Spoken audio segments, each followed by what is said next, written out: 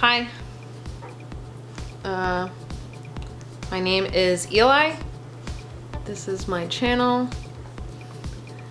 That's my dog, Riley.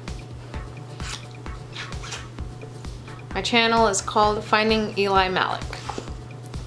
Eli is a name that I have chosen to go by in my transition permanently, hopefully, when I can get it legally changed and all of that. Malik is a chosen Polish name that I have decided on. The reason why Polish is because my mother is Polish. Growing up, my family, or pretty much anyone, recognizes me as Hispanic, and nobody knows that I'm Polish, and I figured I don't really have roots to my Polish side, and so having the name Malik makes me feel a little bit better and connected with the Polish community. I recently started testosterone. I did my second shot this past Thursday. It is now Saturday. I haven't really noticed any changes, no voice changes, no facial hair, other than I'm letting my little Hispanic mustache above my lips grow in and not touch it. Still have the same amount of leg hair, which isn't much. Still have like the same muscle structure. I haven't been to the gym in about almost 2 months. I really need to get back in on that. Today I went to my first ever LGBTQ meeting on a Saturday with this group. They have a meeting every month, but during the week. And so I've been to 2 of them so far. But like I said, this is my first Saturday one. And I brought my wife. And it was pretty cool. A lot smaller than the weekday meeting, which was fine. We talked a lot. I talked a lot. I talked a lot about my second T-shot and what it meant for me and stuff like that. And so that's kind of more so of what this video might be about. I took my second T-shot this past Thursday. I haven't noticed any changes, no facial hair, no change in body or appetite really.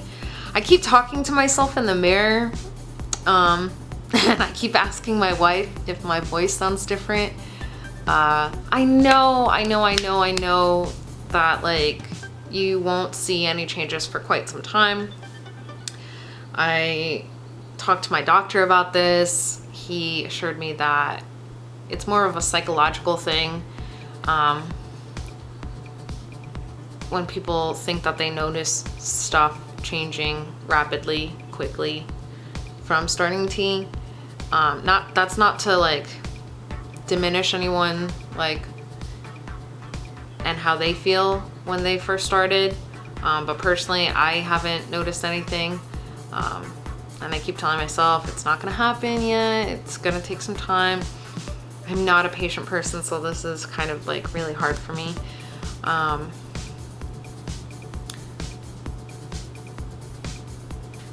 But again, going back to why I'm creating this second video.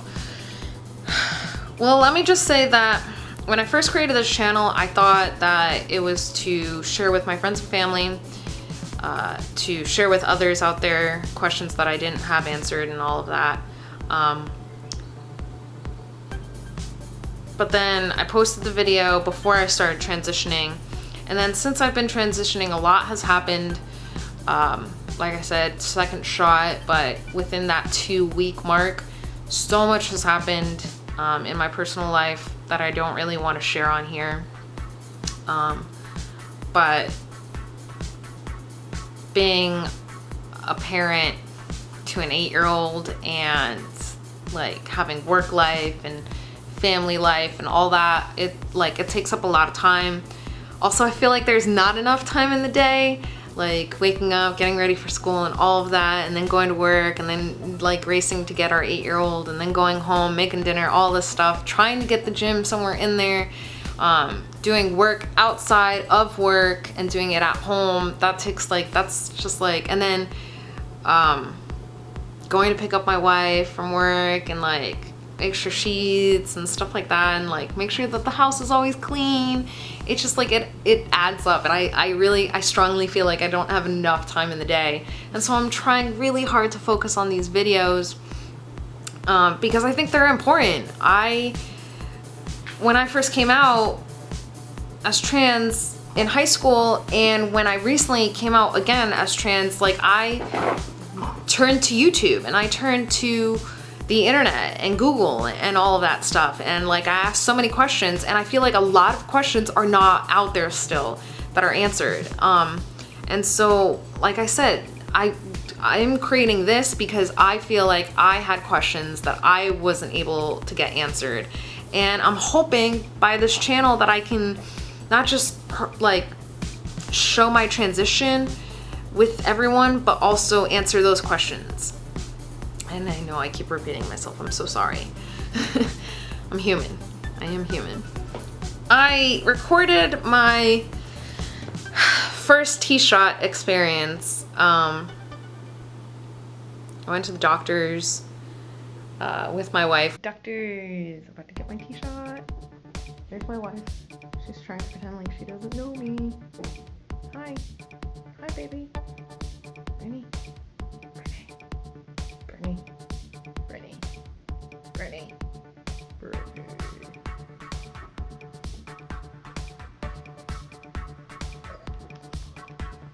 Which was like about an hour away, an hour and 20 minutes, something like that, from where we live. We live like, not in a small town, but in like, we're north of Houston, like about, like from Houston itself, the city, we're about maybe 20 minutes away. But like in the heart of Houston, like downtown Houston, we're about an hour away. And so there's not much that goes on around here, and I like haven't really found such a big LGBTQ community where we live. It was amazing to find an LGBTQ like meeting group once a month that's like about 15-20 minutes away from here. That's still not really Houston, but in the Woodlands. I don't know if anyone's familiar with Texas, but in the Woodlands. And it's pretty cool, the support that they have and all of that. Went to the doctors there because unfortunately my physician, though is an LGBT advocate, doesn't prescribe testosterone. So she recommended this doctor's office downtown. Went there after some time of like scheduling in advance.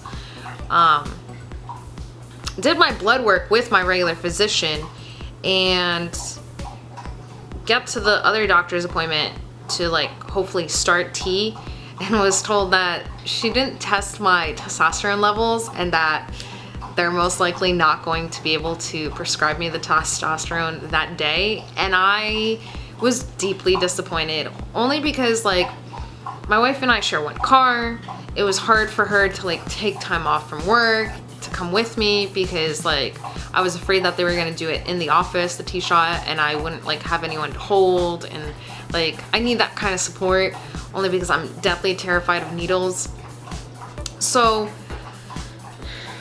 kind of argued back with the doctor, agreed that if I did some blood work for my T levels that I would be able to start testosterone.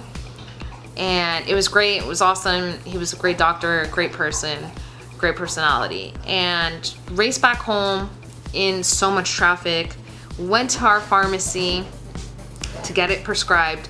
And then like 30 minutes after like going to the counter and being told that they have everything, like the syringes and the testosterone and all of that, that my insurance isn't covering it. And I like, again, freaked out and was like, what do you mean? And they're like, you were supposed to call the insurance company and like fill out this form thing or whatever. And I was like, oh my God, I completely forgot.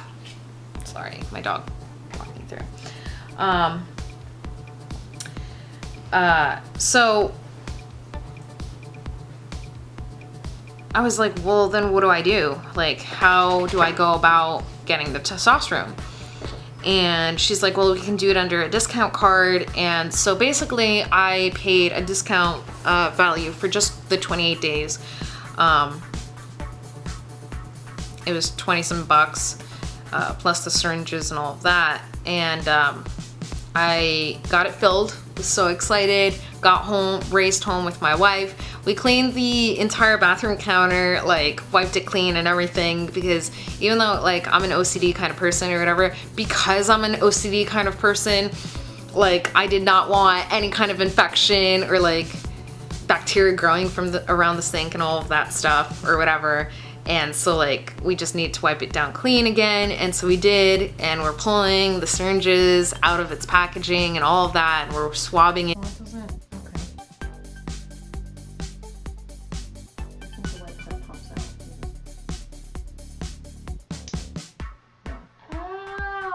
It comes time to actually like inject myself, and I recorded myself taking the T-shot for the first time. First day of T-shot, trying to learn how to do it. But literally all I did was cry. Baby, don't look at it when I do it. I don't know. Baby, stop. I don't know. Put it in your I don't know. I really don't, baby. I don't know. How do I do this? I want the changes, I don't want the needle. The first step is going to be the needle. And look how small. It seems smaller than what you're doing. No, how will it hurt more if it's smaller? You're psyching yourself out. Look away. You're not going to watch. Where's your music? When like I saw the needle and I freaked out. I take sub-Q shots, not intramuscular. They were gonna give me an intramuscular at the pharmacy, and I was like, no, I'm supposed to get sub-Q. And the guy's like, really, sub-Q for testosterone? And I was like, yeah. Yeah. So I got my sub-Q shots, went to go do it, and I am looking at my wife as she's holding the needle, and I'm just like, oh my God, this is the worst idea ever. Like, what was I thinking? This is kind of what stopped me before years ago when I first came out as trans in high school. Like the idea of injecting myself all the time and like potential top surgery and all of that stuff. Like I don't like hospitals, I don't like needles, I don't like any of that. Like I don't have a great pain tolerance at all. And I sobbed like a baby. I couldn't like finish recording myself. I was like, this is so embarrassing. I can't do this. Like, I'm looking at everyone's experiences online and I'm like, oh my God, this is great. This is awesome. This is gonna be me. I'm gonna be like fine and excited and overwhelmed and all that. No, I was overwhelmed with the anxiety of this needle. This like tiny, like smaller than my pinky, like head needle, like so skinny compared to other needles I've ever had in my life. But I did not care. Like my life flashed before my eyes and I was like, oh my God, I can't do this. This is the worst idea ever. I should have done the gels, even though they're more expensive. I should have done them. Like, yes, I understand that I might not see as many changes or as quickly or as fast as others if they take like the shots, but I should have gone that route. Like I just should have. And I'm crying to my wife and my wife is calming me down and telling me that I've waited this long to do this and it's time. I gotta do it. I just need to do it. And I was just like, no, I can't do it. You're crazy. Like you're insane. This is the worst idea. I just kept going back and forth like, no, I can't do it. I just can't. I can't. And then she pinched my like tummy fat and she stuck it. And I remember I felt the needle go in. I definitely felt it coming out, but it wasn't as bad as I like thought it would be, and it didn't feel anything like the needles that you get for blood work or for like an IV at a hospital or anything like that. And I was just like, wow, really? This is what I was like crying about? Like, this is so embarrassing. And I kind of like laughed it off, and I cried again after telling my wife 1,001 times what an amazing person she is, how like strong she is for putting up with me, how much I love her and respect her for doing this for me. and it was great. And then I did shot number 2, and that one I did not record at all. And our 8-year-old was home, and I was like, yo, I need you to hold my hand, like, cause mommy can't, and I just need you to distract me. And so he's talking to me about like his play date that he had with his friends, and he's like looking at me and looking at the needle and looking at me and trying to like keep going, but like he keeps pausing his sentences, and I'm just like holding on to his hand, and I'm like thinking, oh my God, please don't squeeze it so hard because you're gonna break his hand. And like, it was just really funny. It was also nerve-wracking again. And of course my wife got like a little upset with me again, because she's like, you know that the first one wasn't bad. Like, I don't know what it is about needles, but I don't like them. I like try to think back on them. I remember getting like a shot on my butt, and that freaking hurt, and I didn't sit down the whole car ride home. But other than that, I never really had like a traumatic experience where like the needle did break off in my arm. Like, that is my biggest fear. My biggest fear is like a needle getting stuck in my arm or like somewhere in my body and they can't get it out, and like it's gonna get infected, and every time I move, like it's just gonna get deeper inside. Like, I know it's insane. I know it's insane. But that's just how I am when it comes to needles, and I don't know why. I really don't. I've thought about it 6,001 times, and I cannot pinpoint the moment that like, that was it. Hey, you're freaking scared of needles. This is why. This is exactly why. No, I can't figure it out. I just can't. But so far 2 shots down and 6,001 to go for the rest of my life. People have been asking whether or not once like I start taking testosterone, if it's gonna like not be a weekly thing or even a bi-weekly thing, like it's just once in a blue moon. To answer that, no.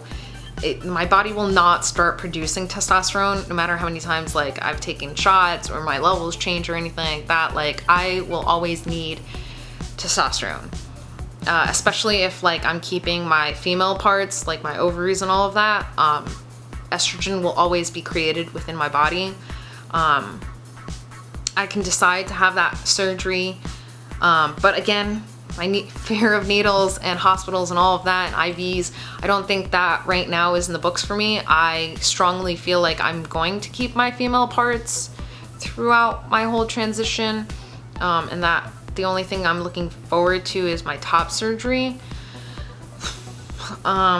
I really hate that I keep seeing this bra strap from my sports bra, but it is what it is. That's the thing. It is what it is. It's my life. Something that I've realized being transgendered myself, and like the things that I read online, is a lot of people have a dysphoria against their body and all that stuff. I don't like want to like butcher my boobs like by myself, or like I've never thought about, like I've thought about it, like I've thought way back when, maybe when I first came out, that like I was deeply unhappy with how I look, and I still feel like that. I feel like dressing up in female clothes, it's just not, it makes me feel like I'm choking and that I don't feel attractive at all, or anything like that. And then when I wear masculine clothes, like my flannels, my button-ups, or like, I don't know, men's jeans and like men's shoes and all of that, and dress nicely, like I feel really good. I feel really good. Something that I have noticed in regards to clothing and all of that is right now I don't fit into many of my regular clothes. Like, I wear boyfriend tees a lot and gym shorts, and luckily I am a photographer, so for work, so I don't really need to dress up fancy or anything like that.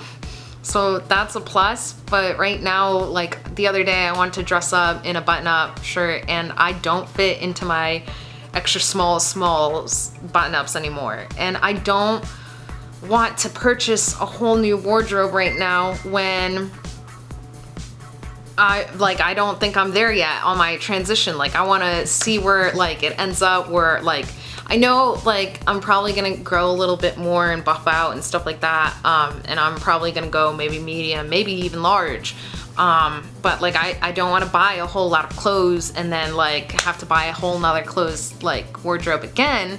And so I'm kind of like waiting it out. The other day I bought some more gym shorts because I can't fit even into my jeans. And luckily here in Texas, it's starting to get warm again and I don't need to wear jeans or anything like that for any kind of occasion really. And if I do, then I will probably go out to the store and purchase something. But right now it's just financially, like, we have an 8-year-old. I gotta buy food, other things happening, the tea, buying that. So I'm not really focused on buying a whole new wardrobe thing, but it is very upsetting, nerve-wracking, annoying when I can't fit into clothes like I did before. Also, apparently I have a thyroid issue. I found out when I got my blood work done from my regular physician. So I'm seeing an endocrinologist for my thyroid levels as well, which is apparently making my hair flake out a lot. And it's definitely, I don't think it's the tea, because the flaking happened before the tea started, and I've been seeing an endocrinologist, like I said, about that. But it's really frustrating. I try to wear a hat if I can. I try not to scratch so much, but I've noticed that when I'm really nervous and anxious, I scratch like my scalp a lot, which is so annoying, because then I see like these chunks of like flakes coming out and it's like Christmas all over again. But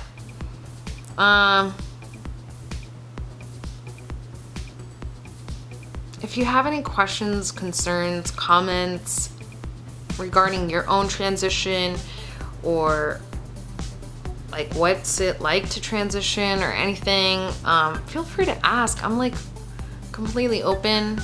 I don't mind sharing my story or going a little bit more in depth with it. Again, going back to that voice thing, I feel like I hear a little bit of a deeper voice, but I don't know, it's probably all in my head and I'm just like crazy. But yeah, we'll see. This is definitely a journey, and something that some of my trans friends had said is don't push my spouse away, and to still talk to her, and that you'll notice some emotional changes and stuff like that. I can't say that I have noticed any emotional changes yet either. I keep telling myself though that I am an open book, and especially with my wife, I tell my wife everything, like everything. She knows everything about my life. And so I don't think I'm gonna keep anything away from her. I hope that I don't. Like our communication is really great, so I don't really want to risk that kind of relationship between her at all. And so I'm hoping that like if I do go through some emotional changes or whatever, that she'll always be by my side, you know. I'll always talk to her. But I could say that now and then like go through some emotional roller coaster or something and then like push her away. So I'm hoping that I won't. I hope I don't experience that. So I guess time will see. I haven't, like I said, second tea shot. Everyone at my job knows. Everyone in my personal life knows. Like nothing's changed really with my life. I guess I'm very lucky. I should feel very lucky, because I've noticed that others out in the community feel some kind of backlash. And I've had some backlash with my mom personally, but other than that, no, I haven't really received any backlash, and I'm very much supported and loved, and everything is great. And I'm hoping it stays that way. I'm hoping nothing changes. And that everyone's still gonna know me as me. The not so funny, but I think I'm funny Eli. But yeah. Again, I guess if you have any questions, comments, concerns, shoot me an email or message me or comment below. Follow my transition journey.